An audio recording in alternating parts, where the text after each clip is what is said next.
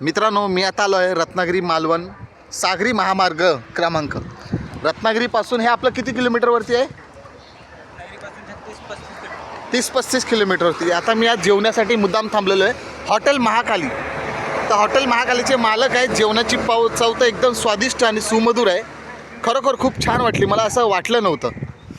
तर यांच्याशीच आपण बोलूया. दादा, तुम्ही कधीपासून या व्यवसायामध्ये उतरलात, काय कसं काय? आम्ही साहेब ह्या व्यवसायामध्ये जवळजवळ 15-1 वर्ष आहेत. हां, आणि हे चालू करून आम्हाला जवळजवळ आता 2-2.5 वर्ष झाली. ही कल्पना कशी सुचली तुम्हाला, काय कसं? कल्पना म्हणजे कसं आहे की हे आमचं मूळ गाव हां, आणि कोकणामध्ये आमचा आंब्याचा धंदा होता. अच्छा. तर एक वडिलांची इच्छा होती की बुवा काहीतरी आपण एक समुद्राजवळ असल्यामुळे इथे मासे वगैरे एकदम ताजे मिळतात. त्याच्यामुळे या बिझनेसमध्ये तुम्हाला कोणाची साथ वगैरे, पाठबळ वगैरे? नाही, पाठबळ म्हणजे आमच्या घरातल्यांचीच पाठबळ सर्व. अच्छा, सगळे घरातलेच? सर्व सर्व मग जेवण वगैरे बनवायला बाहेरची लोक आहेत की जेवण घरचे? वगैरे बनवायला गावातली पण आहेत, घरची पण आहेत. अच्छा, त्याच्यामुळे ठीक आहे. मग तेच, आम्ही ती हां, सुरुवात केली. एकदम असं ओसाड माळरान तुम्ही पाहताय बघा.